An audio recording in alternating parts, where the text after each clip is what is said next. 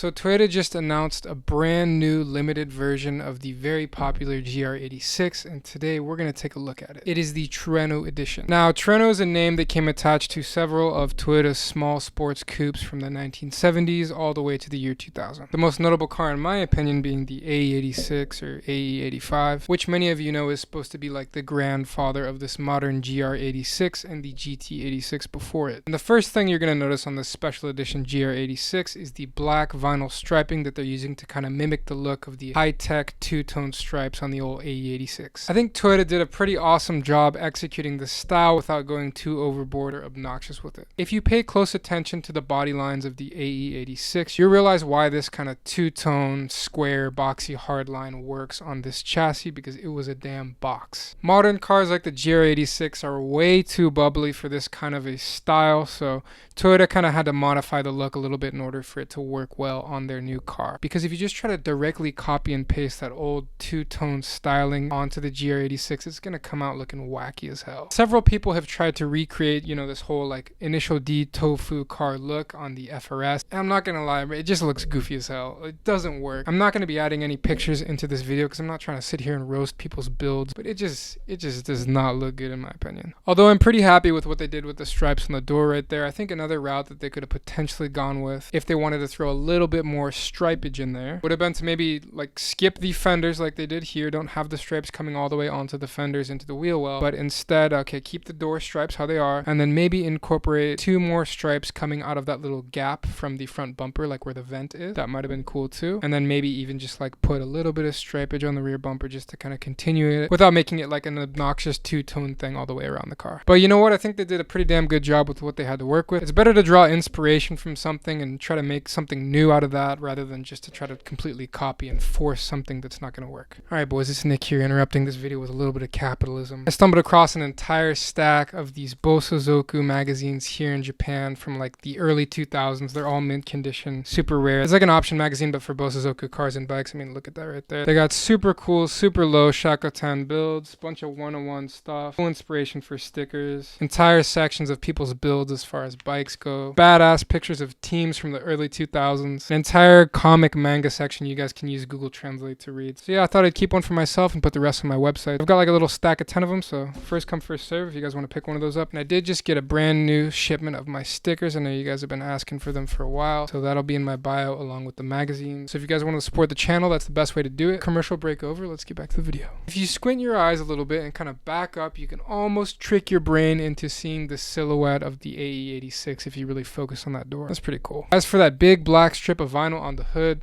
not a huge fan. I don't really think it adds anything positive to the already absolutely beautiful body lines on the front end of the GR86. I think ultimately they wanted to do something more than just the stripes on the side, because I think they knew that people might be complaining, why are you only have stripes on the side? We want something different. I don't know. You know how people are. So I think ultimately they wanted to add something else on the hood. I think potentially they also could have drawn some inspiration from like Takumi's Tofu car from Initial D, because I think in a couple of the seasons, I haven't watched it in so long, but he had like a black hood on his A86 at one point. It might have been carbon. And then I know, of course, Tsuchiya-san, the Drift King, he's got that green carbon fiber hood on his A86. So maybe they were trying to draw a little bit of inspiration for that. But in my opinion, didn't really need it. I think it kind of gives me like 16-year-old Mustang driver with the canoplasty dip vibes. I don't know. I'm sure a lot of you guys like it, and if you do, that's cool, man.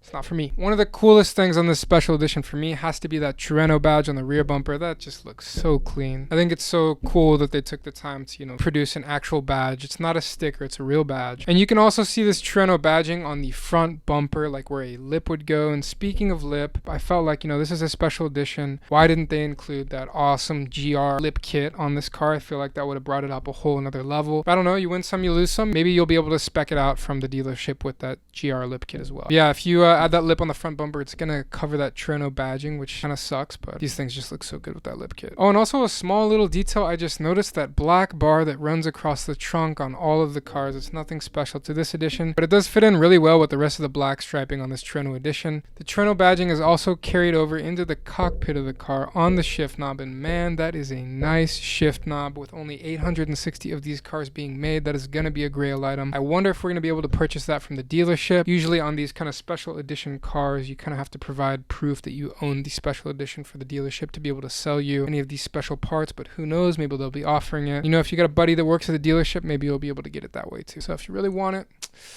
I'm sure you'll be able to find a way. And if not, you're going to have to pay the super taxed price to whoever wants to take it off their Trueno Edition and sell it on eBay. It's part of the game, boys.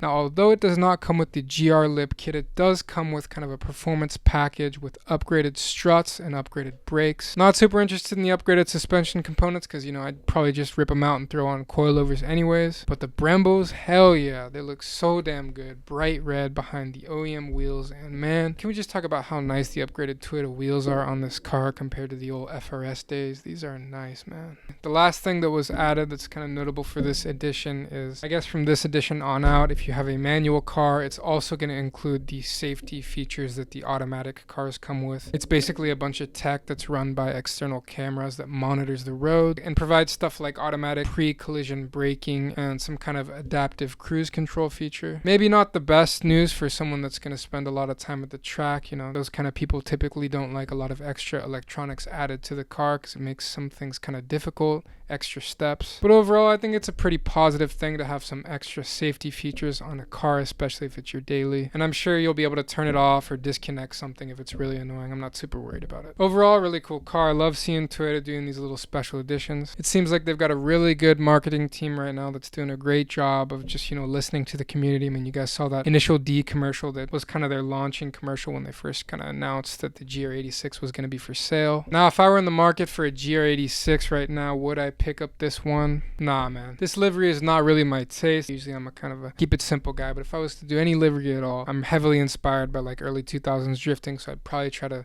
you know, get with an artist and make something really creative for the entire car. So if I were to get this car, I'd probably feel bad because I'd want to rip all the vinyl off and stuff. And you know, this car should probably go to someone who really likes that black vinyl and wants to preserve the car the way it is because, you know, it is a special edition. And I don't know about y'all, but I'm really looking forward to something cool from the GR team, similar to like the 14R60 that the TRD team created in the FRS days. I want to see something really cool, experimental, and limited from them. I wonder if they're going to create something like that. It's usually something that's Japan only, but still something cool to see at least. All right, that's it for today. Thank you boys so much for hanging out with me. I will see you next week. And if you want to follow me on Instagram, here's my Instagram right here. I've got my website in the bio too if you guys want to pick up some stickers or Japanese tuner magazines or whatever. So yeah, thanks guys.